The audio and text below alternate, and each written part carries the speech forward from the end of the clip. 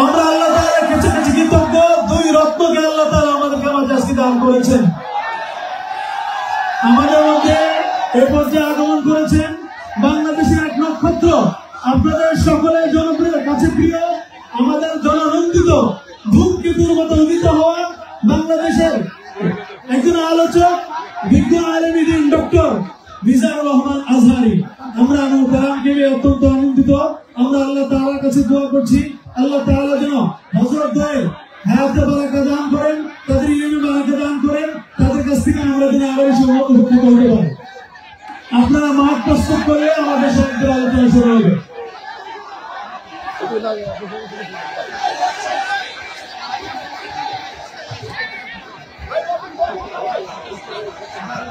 نحمده ونصلي على رسوله الكريم أما بعد فأعوذ بالله من الشيطان الرجيم بسم الله الرحمن الرحيم فبما رحمة من الله لنت لهم ولو كنت فظا غليظ القلب لانفضوا من حولك فاعف عنهم واستغفر لهم وشاورهم في الأمر فإذا عزمت فتوكل على الله إن الله يحب المتوكلين صدق الله العظيم رب اشرح لي صدري ويسر لي أمري واحلل عقدة من لساني يفقهوا قولي Korea মুসলিম ফেডারেশনের আওতাধীন song উরি জামি মসজিদের আয়োজনে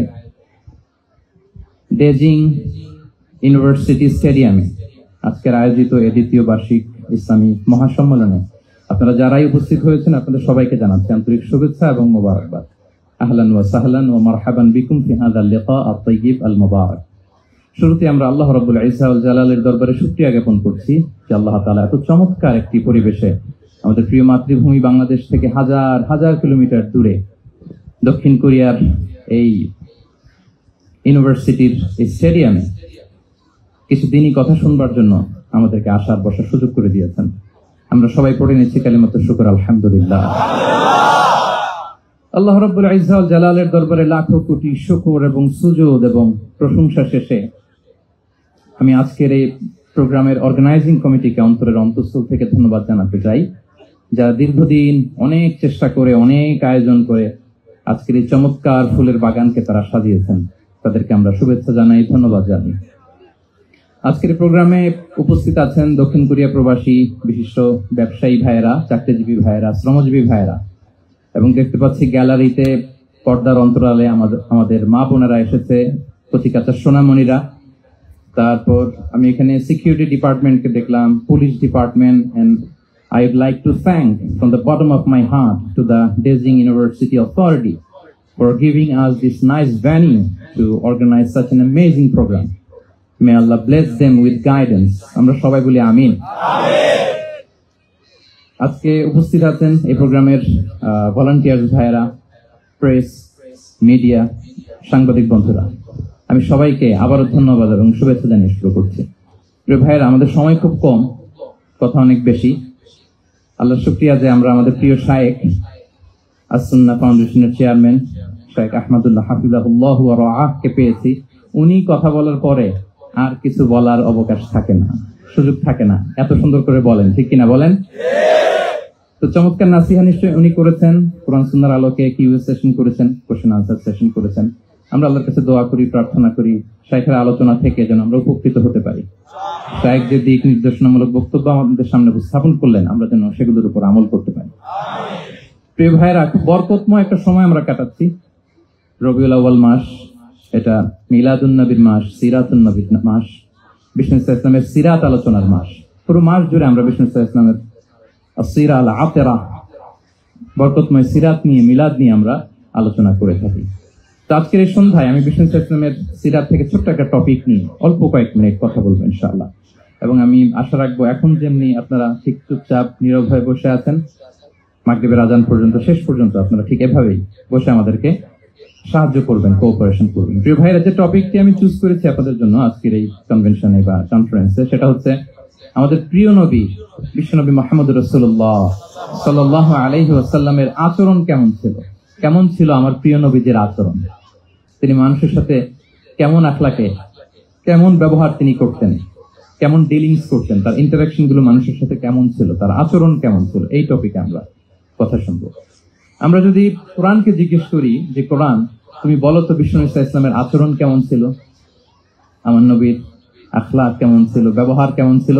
কোরআন খুব প্রিসাইজলি আমাদেরকে জানায় এবং বলে যে ওয়া ইন্নাকা লাআলা খুলুকিন আযীম, and verily you are on a very good standard of character। এর অর্থ হচ্ছে নবী হে, নিশ্চয়ই আপনি নৈতিক চরিত্রের সর্বোচ্চ মানের উপর প্রতিষ্ঠিত। সুবহানাল্লাহ। চারিত্রিক মাধুর্যতা, চারিত্রিক নির্মলতা, উন্নত চরিত্র, সর্বোত্তম চরিত্র বলতে আমরা যা বুঝাই তার সবটা দিয়ে আল্লাহ তাআলা বিষ্ণু ইসলামের চরিত্রকে নির্মাণ করেছেন।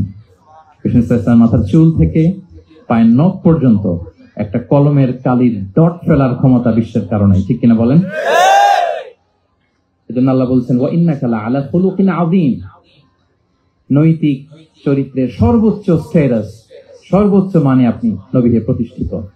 এবং তিনি বলতেন ওয়া ইন্নামা বুইসতু লিউতাম্মিমা মাকারিমাল আখলাক, আমি উত্তম আচরণের পূর্ণতা দান করার জন্য এই পৃথিবীতে এসেছি, উত্তম চরিত্রের পূর্ণতা দিতে, চারিত্রিক পূর্ণতা দিতে, বিশ্ববাসীকে উত্তম চরিত্র শিখাবার জন্য এই পৃথিবীতে এসেছি। বিষ্ণু ইসলামের চরিত্রের চাইতে সুন্দর চরিত্র এই পৃথিবীতে কারো কি হতে পারে? আমরা তো আমাদের নেতাদের চরিত্রের ব্যাপারে বলি আমার নেতার চরিত্র ফুলের মতো। আসলে কোথায় কি বলতে হবে এই সেন্সটাই আমাদের নাই। আল্লাহু আকবার। বিষ্ণু ইসলামের চরিত্রের ব্যাপারে স্বয়ং আল্লাহ তাআলা সার্টিফাই করেছেন। এবং আম্মা জান আয়েশা রাদিয়াল্লাহু তাআলা আনহাকে যখন জিজ্ঞেস করা হতো যে হে আম্মা, আপনি বলেন তো আমাদের নবীর চরিত্র কেমন ছিল, কাইফা কানা খুলুকু রাসূলিল্লাহ, কেমন ছিল নবীর চরিত্র, সাহাবারা বড্ড আগ্রহ নিয়ে জিজ্ঞেস করতেন। আম্মা জান আয়েশা বলেছেন কানা খুলুকুহু আল কোরআন, বিষ্ণু ইসলামের চরিত্র ছিল কোরআনী চরিত্র। কোরআনে যা করতে বলা হয়েছে, যা করতে বারণ করা হয়েছে, তা প্র্যাকটিক্যালি বিশ্বনবীর জীবনে সেটা করে দেখানো হয়েছে। এবং তিনি বলতেন ইনদামা রাসূলুল্লাহ সাল্লাল্লাহু আলাইহি ওয়াসাল্লাম ইয়ামশি আলাল আরদ কাআন্নাল কুরআন ইয়ামশি আলাইহি, বিষ্ণু ইসলাম যখন রাস্তা দিয়ে হেঁটে যেতেন as if a living Quran is walking on the street, মনে হতো একটা জীবন্ত কোরআন রাস্তা দিয়ে হেঁটে যাচ্ছে। এত সুন্দর ছিল বিষ্ণু ইসলামের চরিত্র। উনি যে নিজেই উত্তম আচরণের ছিলেন তাই নয়, তিনি সর্বোত্তম আচরণ যেন আমরা অর্জন করি এটার ব্যাপারে গুরুত্ব আরোপ করেছেন। রাসূল সাল্লাল্লাহু আলাইহি ওয়াসাল্লামকে জিজ্ঞেস করা হলো নবী হে, কোন জিনিস মানুষকে সবচেয়ে বেশি আল্লাহ জান্নাতে প্রবেশ করাবে? সুইলা রাসূলুল্লাহ সাল্লাল্লাহু আলাইহি ওয়াসাল্লাম আন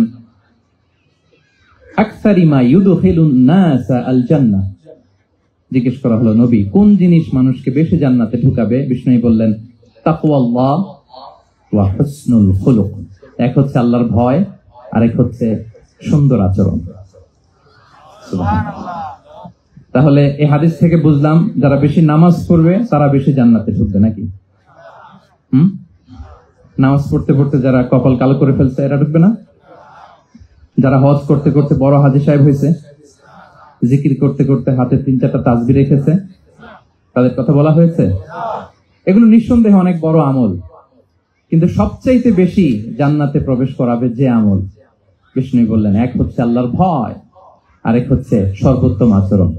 প্রিয় ভাইরা, ইসলামের মেজাজটাকে চিনে নেন, ইসলামের এসেন্সটাকে বুঝে নেন। আমরা ভালো আচরণকে গুরুত্ব দিতে চাই না। অনেক নামাজি লোক দেখবেন নামাজ পড়তে পড়তে কপালে কালো দাগ ফেলে দিচ্ছে, বাসায় বউয়ের সাথে খারাপ আচরণ করে, খিটখিটে মেজাজের, প্রতিবেশীর সাথে শুধু ঝগড়া, কলিগদের সাথে ঝগড়া, মারামারি, দুঃসম্পর্ক, এরকম আছে না? নাই বলেন, আছে না? কিন্তু নামাজি, অনেক বড় হাজি, একদিনও কোরআন তেলাওয়াত মিস হয় না। তো এত ইবাদত করেও সে ইসলামের আসল এসেন্সটাকে ধরতে পারে না। বিষ্ণু বললেন সবচেয়ে বেশি জান্নাতে প্রবেশ করাবে যে দুটি আমল, একটি হচ্ছে তাকওয়াল্লাহ, আল্লাহর ভয়, আরেকটি হচ্ছে উত্তম আচরণ, সর্বোত্তম আচরণ। তো আমরা যেন উত্তম আচরণের অধিকারী হই, আমার স্ত্রীর সাথে যেন ভালো আচরণ করি, প্রতিবেশীর সাথে যেন ভালো আচরণ করি, ছেলে মেয়েদের সাথে যেন আমাদের অ্যাটিটিউডটা ভালো থাকে, আচরণটা ভালো থাকে, কলিগের সাথে যেন ভালো থাকে। বিশ্বনবীর আচরণ যেমন ছিল তেমন আচরণ যেন আমরা গড়ে তুলতে পারি। আওয়াজ করে পড়ুন আমিন। সুনানে আবু দাউদের এক বর্ণনা বিষ্ণু ইসলাম বলেন, খুব চমৎকার একটি হাদিস, মনোযোগ দিয়ে শুনুন। তিনি বলেন আনা যাঈমুন বিবাইতিন ফি রাবাদিল জান্নাতি লিমান তারাকাল মিরাআ ওয়া ইন কানা মুহিক্কান, আমি ওই ব্যক্তিকে জান্নাতের আঙ্গিনায় একটা ঘরের গ্যারান্টি দেই যে ব্যক্তি তর্ক করার সময় নিজে হক এটা জেনেও সে তর্ক থামিয়ে দেয়। অনেক সময় হয় না, অনেকে পায়ে পাড়া দিয়ে ঝগড়া করতে আসে, এরকম আছে না নাই? আপনি চুপচাপ দেখবেন একটা বাজে কমেন্টস করতেছে, আবার কমেন্টের নিচে কমেন্ট, আবার গালি, হ্যাঁ আছে না এরকম? বিষ্ণু বলেন নিজে হক এটা জানার পরেও আর যাতে তর্ক না বাড়ে, যে তর্ক থামিয়ে দেয় জান্নাতের আঙ্গিনায়, তাকে আমি একটা ঘরের গ্যারান্টি দিই। وببيت في وسط الجنة لمن ترك الكذب وإن كان مازحا। আর ওই ব্যক্তিকে আমি জান্নাতের মাঝখানে একটা ঘরের গ্যারান্টি দেই যে ব্যক্তি কৌতুক করার সময়ও মিথ্যা পরিহার করবে। করতেছে কৌতুক, ফান করতেছে আর কি, হি ইজ কিডিং, ফান করে, কৌতুক করে, কিন্তু কৌতুকের সময়ও সে মিথ্যা বলে না। এই স্বভাব যাদের, তাদেরকে আমি জান্নাতের মাঝ বরাবর একটা ঘরের গ্যারান্টি দেই। এরপর বিষ্ণু কি বলে দেখেন, তিনি বলেন وببيت في أعلى الجنة لمن حسن خلقه। আর জান্নাতের একেবারে হাইস্ট পিক অফ প্যারাডাইস, জান্নাতের সর্বোচ্চ স্তরে আমি একটা ঘর বা একটা বাসভবনের গ্যারান্টি ওই ব্যক্তিকে দেই যে তার আচরণটা সুন্দর করেছে, যে সুন্দর আচরণের অধিকারী হয়েছে, তাকে জান্নাতের হাইস্ট পিকে আমি একটা বাসভবনের গ্যারান্টি দেই। তাহলে বলেন তো আমাদের আচরণটা সুন্দর করার দরকার আছে না নাই? এটা খুব ছোটখাটো একটা আমল, তাই না? কথা বলেন দক্ষিণ কোরিয়া প্রবাসী ভাইরা, আওয়াজ করে বলেন এটা কি ছোট আমল? দেখলে সালাম দিব, সুন্দরভাবে কথা বলবো, ভালো উইশ করব, হ্যাঁ, হিংসা জিঘাংসা অহংকার থেকে মুক্ত থাকবো, খিটখিটে মেজাজের হব না, অলওয়েজ স্মাইলিং ফেস থাকবে আমার, হৃদ্যতাপূর্ণ আচরণ। এই কাজটা কি ছোট আমল? আওয়াজ করে বলেন এই আমলটা কি ছোট না বড়? প্রিয় ভাইরা, বিষ্ণু ইসলাম সবার সাথে এরকম মাধুর্যতাপূর্ণ আচরণ করতেন, ছোট থেকে বড়, নারী থেকে পুরুষ, বন্ধু থেকে শত্রু, সবার সাথে সুন্দর আচরণ করতেন। এবং তার এই চমৎকার আচরণে মুগ্ধ হয়ে তার অনেক শত্রু মুহূর্তে তার বন্ধুতে পরিণত হয়েছে। তাহলে আসুন আমরা দেখি আমাদের প্রিয় নবীজির আচরণ কেমন ছিল। এটা ছিল ভূমিকা কথা, ইন্ট্রোডাক্টরি ডিসকাশন। এটা বুঝলে পুরো আলোচনা বুঝবেন।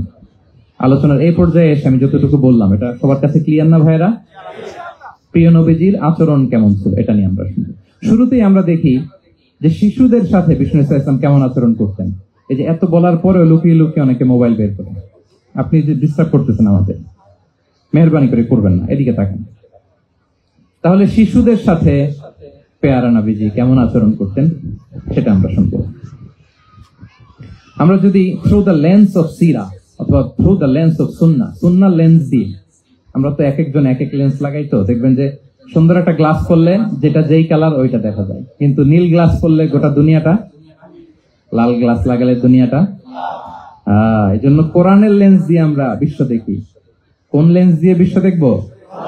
We see the world through the lens of Quran. আজকের আলোচনাটা আমরা করবো থ্রু দ্য লেন্স অফ সিরাত, সিরাতের আলোকে, সুন্নাহর আলোকে দেখি বিষ্ণু ইসলাম শিশুদের সাথে তিনি কেমন আচরণ করতেন। বিষ্ণু ইসলামের কাছে যখন কোনো শিশু নিয়ে আসা হতো তিনি তাহনিক করতেন। হাদিসে এসেছে, সিরায় এসেছে। তাহনিক কি? খেজুর চিবিয়ে খেজুরের মিষ্টি রস লালা সহ বাচ্চার মুখে লাগিয়ে দিতেন। আলেমদের কাছে, অনেক আলেমদের কাছে আসে, আমার কাছে অনেকে এসেছে বাচ্চাদেরকে নিয়ে, তো আমরা এই সুন্নাহর উপর আমল হিসেবে খেজুর চিবিয়ে এর রসটা মুখে ঢুকিয়ে দিয়েছি। বারাকা, বিষ্ণু ইসলামের বারাকা নেওয়ার জন্য আসতো ছোট্ট বাচ্চাদেরকে নিয়ে। মদিনায় যখন সাহাবারা হিজরত করলেন মক্কা থেকে, মুসলিমদের ঘরে সন্তান সন্ততি নাই, বাচ্চা কাচ্চা হয় না। ইহুদিরা টিটকারি করে, এই তো মুসলমানদের সন্তান নাই। সর্বপ্রথম যেই সন্তান হয়েছে তিনি হচ্ছেন আয়েশা রাদিয়াল্লাহু তাআলা আনহার বড় বোন আসমা বিনতে আবু বকরের ঘর উজাড় করে এক সন্তান এসেছে, পুত্র সন্তান, নাম হচ্ছে আব্দুল্লাহ। কি নাম? আব্দুল্লাহ ইবনে জুবাইর। তো আসমা আব্দুল্লাহকে কোলে নিয়ে বিশ্বনবীর কাছে আসলেন। বিশ্বনবী খেজুর চিবিয়ে ওনার লালা মিশ্রিত রস খেজুর সহ মুখে লাগিয়ে দিলেন। তো আসমা সবসময় গর্ব করে বলতেন যে আমার সন্তানের পাকস্থলীতে সর্বপ্রথম যেটা ঢুকেছে এটা হচ্ছে বিশ্বনবীর লালা মিশ্রিত খেজুরের রস। আল্লাহু আকবার। বাচ্চারা আসছে বিষ্ণু তাহনিক করতেন, এবং এটা ল্যাবরেটরিক্যালি প্রুভড, সায়েন্টিফিক্যালি প্রুভড যে বাচ্চার জন্মের পরে এরকম মিষ্টি দিলে, স্পেশালি ডেটস নির্যাস যদি দেয়া হয়, তাহলে এটা তার ইমিউন সিস্টেম বাড়ায়, রোগ প্রতিরোধ ক্ষমতা বাড়ায়, তার ব্লাড সার্কুলেশন বাড়ায়, রক্ত সঞ্চালন বাড়ায়। বিষ্ণুনবী এটা করছেন। অনেক মায়েরা বরকতের জন্য বিষ্ণুনবীর কোলে বাচ্চা দিতেন, অনেক বাচ্চা বিষ্ণুনবীর কোলেই পেশাব করেছে। হাদিস সাক্ষী। ওখান থেকে মাসালা এসেছে, মেয়ে বাচ্চা পেশাব করলে কিভাবে ক্লিন হবে, ছেলে বাচ্চা পেশাব করলে কিভাবে ক্লিন হবে। বিশ্বনবী কোলে নিয়েছেন, পেশাব করে দিছে ভরায়। আল্লাহু আকবার। বাচ্চাদের মাথায় তিনি হাত বুলিয়ে দিতেন। যেই বাচ্চার মাথায় বিশ্বনবী হাত বুলাতেন, ওই বাচ্চার মাথায় খুব বেশি বেশি চুল গজাতো। সুবহানাল্লাহ পড়বেন না? এক ভণ্ড, সেও ছিল নবী দাবিদার, মুসাইলামাতুল কাযযাব। সে নবীকে কপি করত, নবী যা যা করতো তাই করত।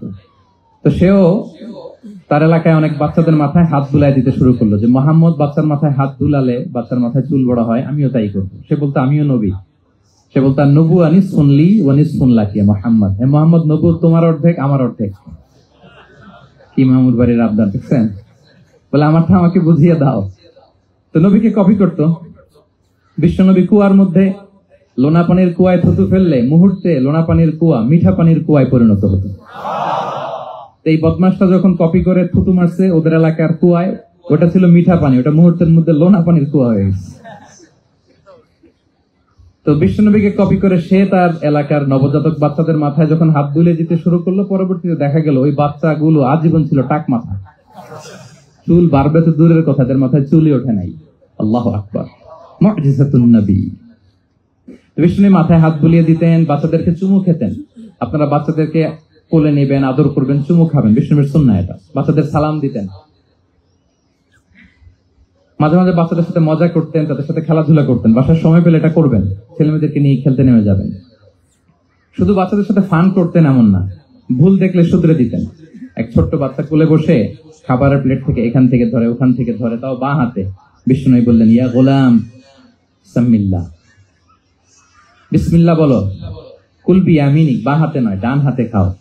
ওয়া কুল মিম্মা ইয়ালিক, আর এদিক সেদিক থেকে নয়, তোমার সামনে যেটা আছে ওইটা খাও।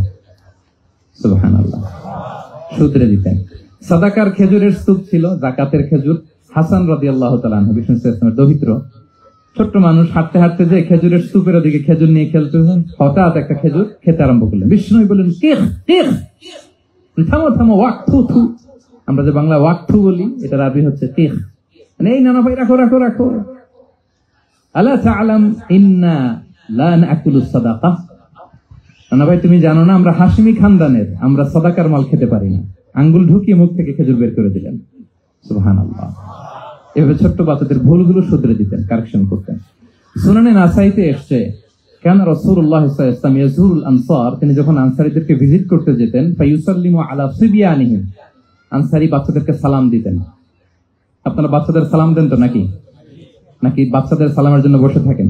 অনেকে মনে করে যে আমি মুরব্বী হাজী সাহেব, 80 বছর বয়স, আমি যে শুধু সালাম পাবো, আমি দিব কেন? এরকম একটা ভুল ধারণা আছে না? সালাম শুধু ছোটরা দিবে, ব্যাপারটা কি এমন না? ছোটরা বড়দের দিবে, বড়রা ছোটদের দিবে, সবাই সবাইকে দিব, ঠিক কিনা বলেন? ইনশাআল্লাহ বলেন সবাই। ওয়ায়ামসাহু বিরুসিহিম, বাচ্চাদের মাথায় হাত বুলিয়ে দিতেন। ওয়ায়াদউ লাহুম, তাদের জন্য দোয়া করতেন। তাহলে বিশ্বনবীর বাচ্চাদের সাথে আচরণ, ডিলিংস, ইন্টারঅ্যাকশন কেমন ছিল বুঝতে পেরেছেন? একবার এক নামাজে ওনার নাতিদেরকে নিয়ে হাজির হলেন, হাসান হুসাইন রাদিয়াল্লাহু আনহুমাকে নিয়ে।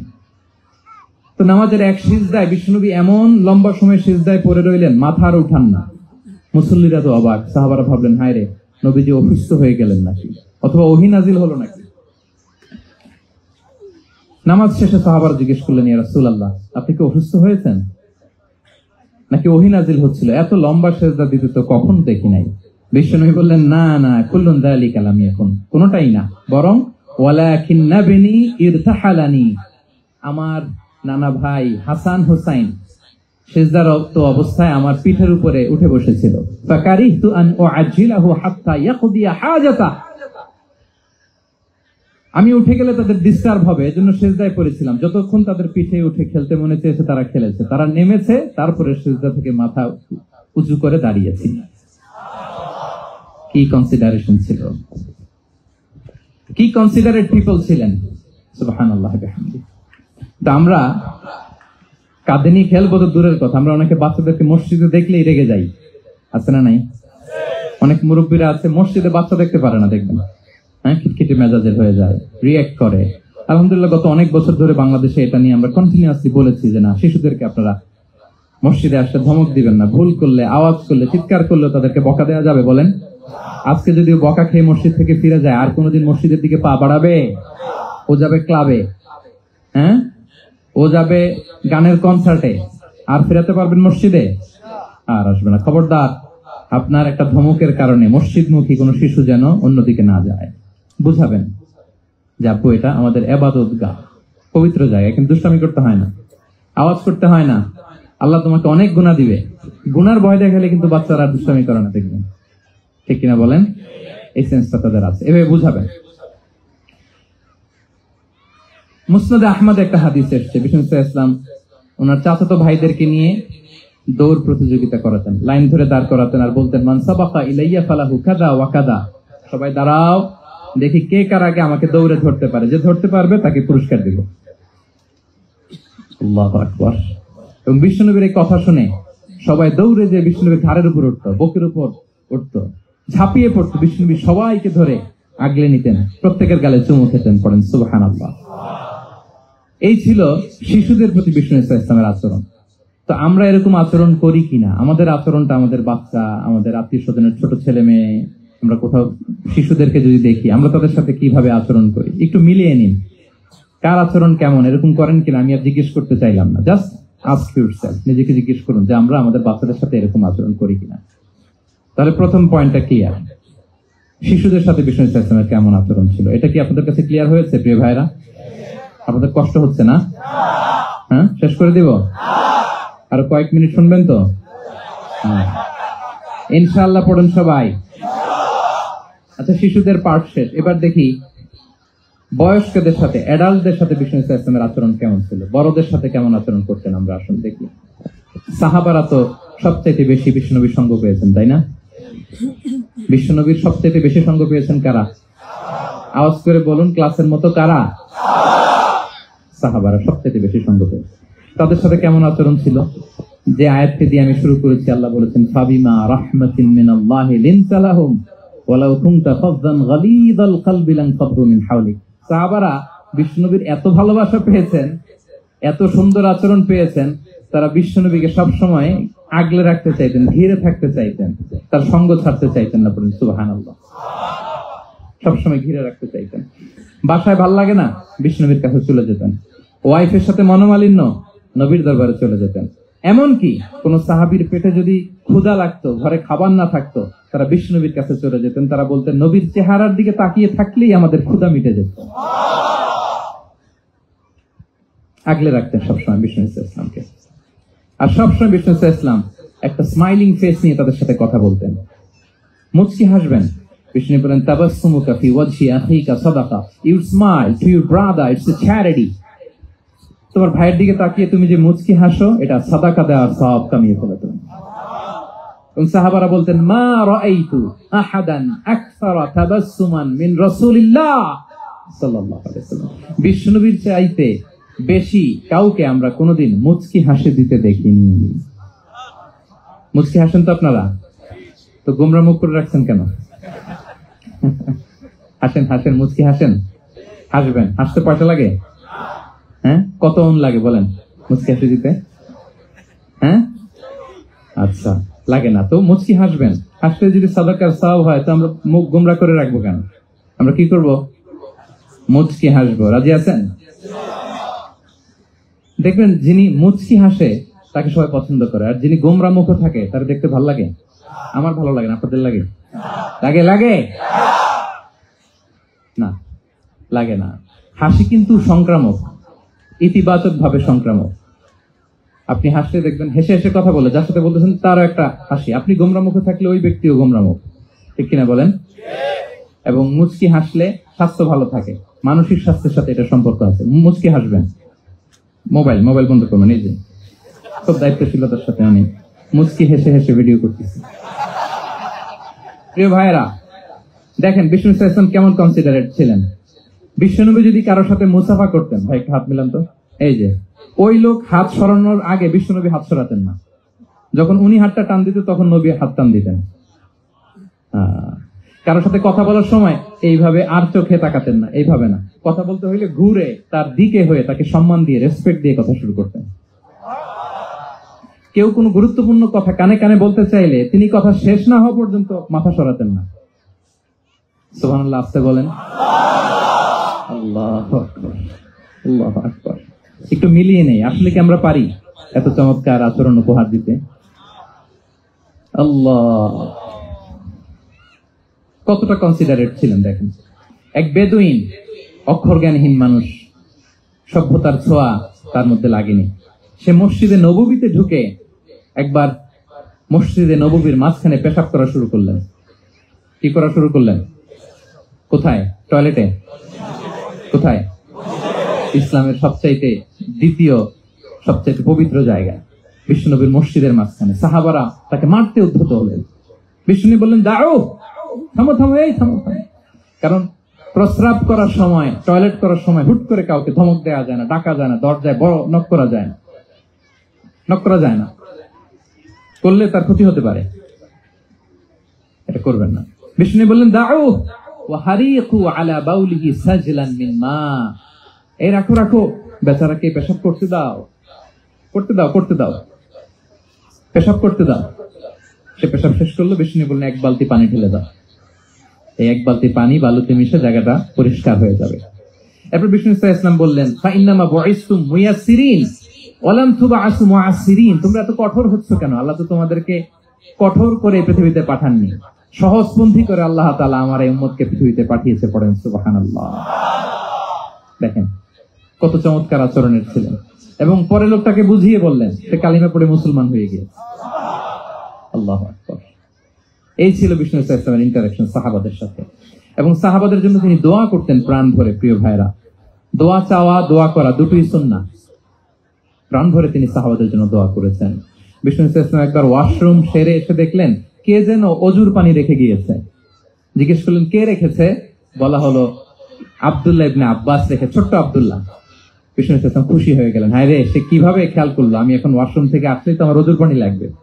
খুশি হয়ে একটা দোয়া করলেন তার জন্য। তিনি বললেন, আল্লাহুম্মা ফাক্কিহহু ফিদ্দীন ওয়া আল্লিমহু তা'ওয়িল।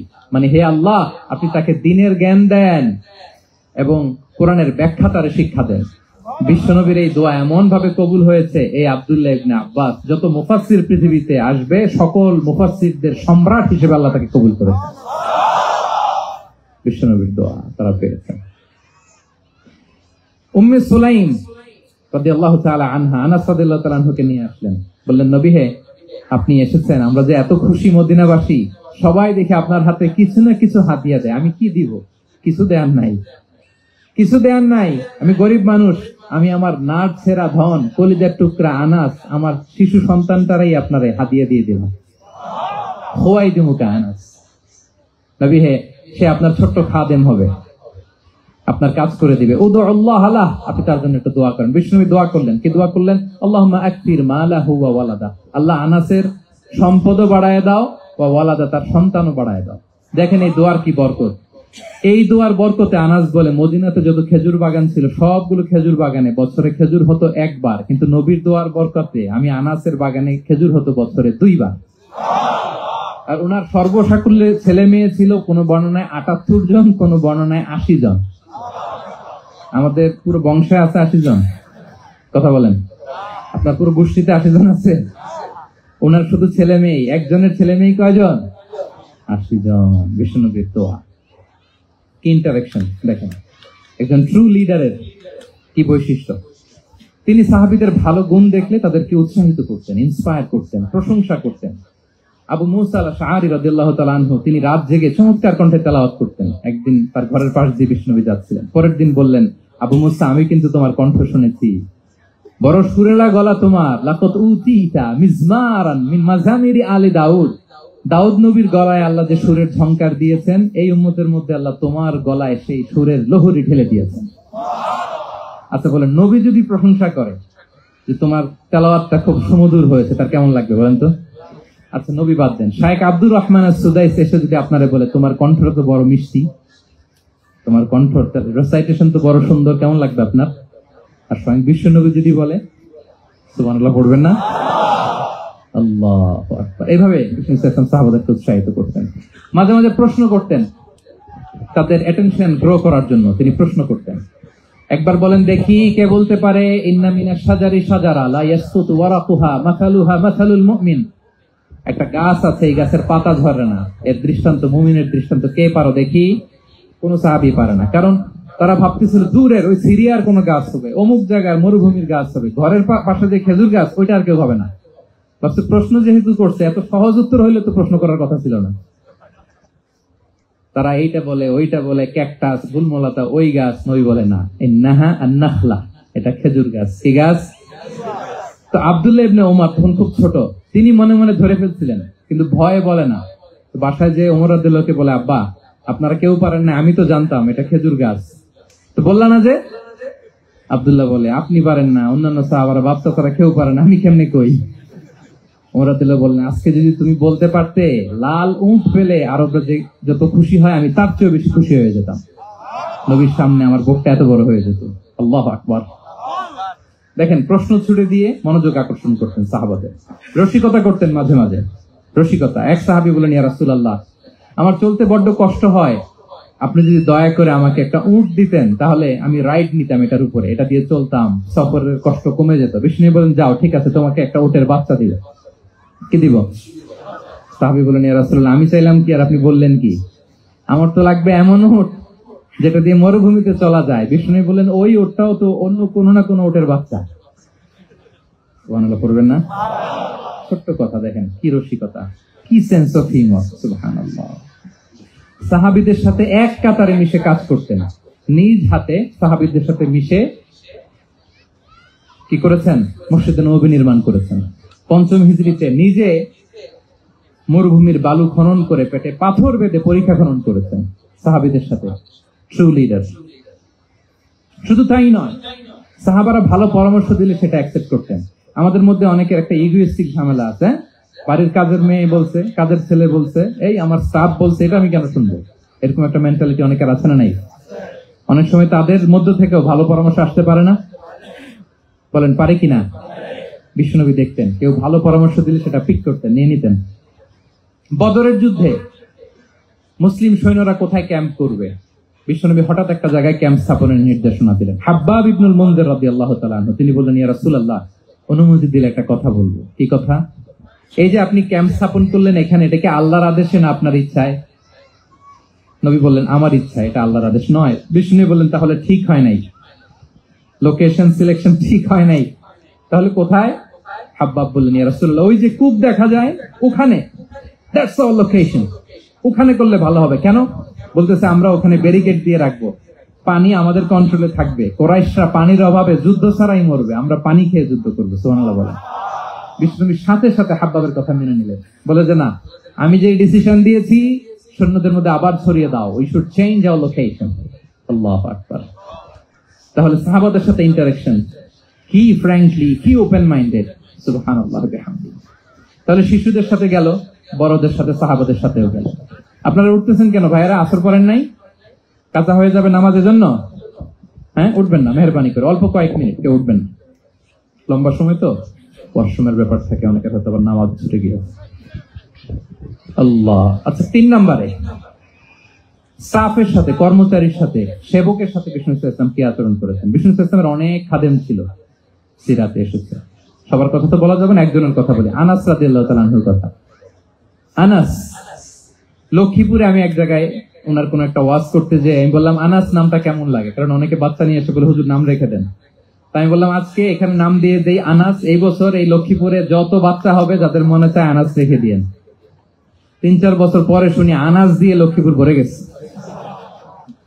অনেকে আমাকে জানাইছে ছেলের নাম কি আনাস, তো বলে যে ওই যে হুজুর আপনি 19 সালে আমাদের লক্ষ্মীপুরে এসে বলছিলেন, ওই কথা থেকে আমরা, পেটে ছিল বাচ্চা, আমরা নিয়ত করে ফেলছি আনাস রাখবো। আনাস নামটা অনেক সুন্দর না? সাহাবাদের নামগুলো চুজ করে করে ছেলেদের নাম রাখবেন। উনি ছিলেন বিষ্ণু ইসলামের খাদেম। কোনদিন তিনি কোন ওনার স্টাফকে, সেবককে, খাদেমকে মারধর করেন নাই, কোনদিন না। আমরা তো পান থেকে চুন খসলে, আল্লাহ, বাংলাদেশে ওই যে লোহার খুন্তি গরম করে কাজের মেয়ের পিঠে শাঁকা দেওয়া হয়, এরকম আছে না নাই? ডাকাত বলেন। মানবাধিকার কর্মী, আবার নারী আন্দোলনের বড় নেত্রী, কিন্তু ঘরের ভেতরে দেখা যায় তার আসল চরিত্র। কারো আসল চরিত্র যদি জানতে চান, কয়েকটা জায়গায় নক করলে জানা যায়। এক হচ্ছে তার বউ, তার ব্যাপারে কি বলে, তার স্ত্রী। এরপর তার ড্রাইভার কি বলে, তার ঘরের কাজের মহিলাটা কি বলে। এদের কাছে নক করলেই আপনি বড় সাহেবের আসল তথ্য পেয়ে যাবেন। কথা বুঝতে পেরেছেন? আনাস রাদিয়াল্লাহু তাআলা আনহু বলেন, খাদিমতুন নবিয়্য 10 সিনিন ফামা ক্বালা লি উফ ফামা ক্বালা লি লিমা সানা'তা ওয়ালা লিমা লা সানা'তা। আমি 1 বছর 2 বছর নয়, 10 বছর বিশ্বনবীর খাদেম ছিলাম। আওয়াজ করে বলেন তো কয় বছর? একদিনের জন্য আমার কোনো কাজে বিরক্ত হয়, উফ ইস আরে, বিরক্ত হয় আমরা এগুলো বলি না? একদিনের জন্য বলেন, একদিন, একটি মুহূর্তের জন্য। এই 10 বছরে একটিবারও পেয়ারা নবীজি বলেন নাই, আনাস এটা কেন করলে? একবারের জন্য বলে নাই, আনাস এটা করলে না কেন? একবারের জন্য তিনি বলেন। আনাস রাদিয়াল্লাহু তাআলা আনহু বলেন, একদিন একটা কাজে সম্ভবত জুব্বা আনতে আমাকে বিষ্ণু পাঠিয়েছিলেন। আমি ছোট মানুষ, জুব্বা আনতে যে ভুলে আমি মদিনার বাচ্চাদের সাথে খেলতে আরম্ভ করলাম, খেলা দেখতে আরম্ভ করলাম। বাচ্চারা রাস্তায় খেলাধুলা করে না? বিষ্ণুনবী যেটা আনতে পাঠিয়েছে ওইটা না এনে ভুলে, ছোট মানুষ তো, সেও দাঁড়িয়ে দাঁড়িয়ে মদিনার ছেলে মেয়েদের খেলা দেখতেছে। এখন সময়ের পর সময় যায়, ঘন্টার পর ঘন্টা যায়, আনাস তো আর আসে না জুব্বা নিয়ে। বিষ্ণুনবী ভাবলেন, হায় রে, আনাস মনে ভুলে গেছে, যাই নিজের কাজ নিজেই করে নিয়ে আস। বিষ্ণুনবী বেরোলেন, বেরোই দেখে ওই তো আনাস, আমার আনাস বাচ্চাদের সাথে খেলা দেখতেছে। আমরা হইলে কি করতাম? আমরা হইলে কি মায়ের, ওই যে ডাইরেক্ট মায়ের। আল্লাহ, আজকে তোর একদিন কি আমার একদিন না? বিষ্ণুনবী গেলেন, তিনিও বাচ্চাদের সাথে খেলা দেখতে শুরু করলেন, কিছুই বললেন না, শুধু আলতো হাতে আনাসের পিঠে হাত রাখলেন, ঘাড়ে আলতো হাতে। বিষ্ণুনবীর হাতটা রেশমের চেয়েও সফট ছিল। হাত রাখলেন, হাত রাখাতে আনাস রাদিয়াল্লাহু তাআলা আনহু ফানাযারতু ইলাইহি, তিনি বললেন আমি পিছনের দিকে তাকালাম, বিষ্ণুনবীর দিকে আমি তাকালাম। হঠাৎ করে দেখলাম যে বিষ্ণুনবী। তাকানোর পর পর আমি ভয় পেয়ে গেলাম, কিন্তু বিষ্ণু সাল্লাল্লাহু আলাইহি ওয়াসাল্লাম ধমকও দেয় নাই, কিরে আনাস তুই এখানে, এটাও বলে নাই। তাকালাম, ওয়া হুয়া ইয়াদহাক, তিনি একটা মুচকি হাসি দিলেন। বললেন, আনাস তোমাকে না কাজে পাঠিয়েছিলাম, এখানে কেন? আনাস বলে, ইয়া রাসূলুল্লাহ ক্ষমা করে দেন, আমি যাচ্ছি। আনাস বলে, বিশ্বনবীর সেদিনের মুচকি হাসির শাসন মরার আগের দিন পর্যন্ত আমার এই সোজা রাস্তায় রেখেছে। ভাইরা আমার, শাসন করতে জানলে পিট্টি দেয়া লাগে না, ধমক দেয়া লাগে না, মার দেয়া লাগে না। শাসন করতে জানলে একটা মুচকি হাসি দিয়ে শাসন করা যায়, ঠিক কিনা বলেন? তাহলে কর্মচারীর সাথে তার আচরণ কেমন ছিল আমরা জানলাম। এবার জানবো স্ত্রীর সাথে আচরণ। স্ত্রী, যার সাথে আমার সম্পর্ক খুবই গভীর, খুবই মজবুত, তার সাথে কেমন আচরণ ছিল। সিরাতে অনেক কথা এসেছে, আমাদের সময় নেই, সংক্ষেপে বলি। স্ত্রীদের তিনি আগে সালাম দিতেন, মসজিদ থেকে ঘরে পৌঁছে দিতেন, ঘরের কাজে সহযোগিতা করতেন, ওঠে ওঠার সময় হেল্প করতেন, মাঝে মাঝে স্ত্রীদের পরামর্শও নিতেন। আপনারা এগুলো করেন তো? করেন? এই যে আওয়াজ নাই, পেছনে কিন্তু ভাবিরা বসে আছে সবাই। উল্টা পাল্টা বললে এখানে উইটনেস আছে, খবর আছে আজকে। এগুলো করেন? করেন? হ্যাঁ, করতে হবে, করতে হবে। বিষ্ণু ইসলাম নিজ হাতে ঘরে উটের দুধ দহন করতেন, রুটি সেকা দিতেন, কাপড় সেলাই করতেন, এই কাজগুলো করতেন। এবং আম্মা জান আয়েশা রাদিয়াল্লাহু তাআলা আনহাকে এত ভালোবাসতেন, তিনি বলেন, আমি গোশত খেয়ে ওইটার হাড্ডিটা রেখে দিলে বিষ্ণুনবী আমার খাওয়া হাড্ডিটা নিয়ে আবার চুষতে শুরু করতেন। আমি গ্লাসের যেখান দিয়ে পানি খেতাম, পেয়ালার খুঁজে খুঁজে বিষ্ণুনবী ওই জায়গায় ঠোঁট লাগিয়ে পানি খেতেন। মাইমুনা রাদিয়াল্লাহু তাআলা আনহা বলেন যে আমি আর বিষ্ণুনবী এক বালতি থেকে মগ দিয়ে পানি নিয়ে দুজনে গোসল করেছি। সুবহানাল্লাহ, একটু আস্তে বলেন। আল্লাহু আকবার, কি চমৎকার আচরণ। এবং স্ত্রীদের নিয়ে তিনি সফর করতে বেরোতেন। একবার রাত্রিবেলা বিষ্ণু ইসলাম এবং আম্মা জান আয়েশা রাদিয়াল্লাহু তাআলা আনহা, বিষ্ণু বলেন চলো তো আমরা একটু দৌড় দেই, এক্সারসাইজ হয়ে যাবে। দুইজনে দৌড় দিলেন। তখন আম্মা জান আয়েশা রাদিয়াল্লাহু তাআলা আনহা একটু স্লিম ছিলেন, তো দৌড়ে বিষ্ণুনবী পিছিয়ে পড়ে গেলেন, আম্মা জান আয়েশা ফার্স্ট হয়ে গেলেন, আগে চলে গেলেন। বড্ড খুশি, উনি বিষ্ণুনবীকে হারিয়েছেন। আবার অনেক বছর পরে, তখন সময়ের ব্যবধানে আম্মা জান আয়েশা একটু হেলদি হয়ে গিয়েছেন, আগের মতো আর চিকন নেই। আবার বিষ্ণুনবী এক রাতে বললেন, আয়েশা চলো আজকে একটু এক্সারসাইজ করি, দৌড় দেই। দুজন মিলে দৌড় দিলেন। আজকে বিষ্ণুনবী আর আম্মা জান আয়েশাকে চান্স দেন নাই, তিনি জোরে দৌড়ে আম্মা জান আয়েশাকে রানার আপ করে দিলেন, উনি ফার্স্ট হয়ে গেলেন। এরপর কি বললেন জানেন? সুনান আবু দাউদের হাদিস, তিনি বললেন ইয়া আয়েশা হাদিহি বিতিলকা সাবকা। দেখেন বিষ্ণুনবী মনে রাখছেন, নোটে রাখছেন। বিষ্ণু বললেন আয়েশা, ওই যে এত বছর আগে কোন এক রাতে মরুভূমিতে দৌড়ে আমাকে হারাইছিলা, আজকে ওইটার বদলা নিয়ে নিলাম। তিলকা সাবকা, ওইটার বিনিময়ে এটা। ওই দিন তুমি জিতছিলা, আজকে তোমার উপর আমি জিতে গেলাম। আল্লাহু আকবার। কি হৃদ্যতা ছিল, কি সম্পর্ক ছিল স্ত্রীর সাথে। তাই বলে মনে করবেন না যে কোনো মনোমালিন্য হতো না, হতো। মানবিক যে ব্যাপারগুলো, মাঝে মাঝে একটু ছোটখাটো মিষ্টি ঝগড়া, একটু মনোমালিন্য, এটাও হতো। এবং বিশ্বনবী এটাও টের পেতেন। তিনি বলতেন আয়েশা, ইন্নী লা আ'লামু ইদা কুনতি আলাইয়া গাদবা ওয়া ইদা কুনতি আলাইয়া রাদিয়া। আয়েশা, কখন তুমি আমার উপর রেগে থাকো আর কখন খুশি থাকো, সবটাই কিন্তু আমি টের পাই। মজা নাই, অবাক হলেন, কি করে টের পান? বিষ্ণু বলেন, যখন তুমি আমার উপর খুশি থাকো তখন দোয়ার সময় বলো লা ওয়া রাব্বি মুহাম্মদ, তুমি বলো হে মুহাম্মদের রব আল্লাহ, মদিনার উপর রহম করেন, আমাদেরকে ক্ষমা করেন। হে মুহাম্মদের রব, আমাদের ক্ষমা করেন। এইভাবে দোয়া করো। আর যখন তুমি রেগে থাকো তখন আমার নামটা মুখ দিয়ে নিতে চাও না, তখন তুমি দোয়াতে বলো লা ওয়া রাব্বি ইব্রাহিম, হে ইব্রাহিমের আল্লাহ, হে ইব্রাহিম নবীর খোদা, আমাদের মাফ করো। তখন তুমি আমার নাম নাও না, কৌশলে আমার নামটা বাদ দাও। আমাদের আয়েশা বলেন, ইয়া রাসূলুল্লাহ মা আহজুরু ইল্লা ইসমাক, নবী হে, আমি তো আপনার নামটাই শুধু মুখ থেকে বাদ দেই, আমার হৃদয় থেকে তো কখনো আপনারে বাদ দিতে পারি না। এটা ঠিক, তখন রেগে থাকে, আপনার নামটা মুখে নেই না, কিন্তু হৃদয় থেকে তো আপনাকে সরাতে পারি না। সুবহানাল্লাহ। এই ছিল বিষ্ণুর সাথে স্ত্রীদের সম্পর্ক। প্রিয় ভাইরা, আমরা যদি একটু দেখি প্রতিবেশীর সাথে কেমন আচরণ করতেন। নেইবার, বিষ্ণু বলতেন মান কানা ইউমিনু বিল্লাহি ওয়াল ইয়াউমিল আখির ফালইউকরিম দাইফা, যে আল্লাহ বিশ্বাস করে, আখিরাতে বিশ্বাস করে, সে যেন প্রতিবেশীকে সম্মান করে।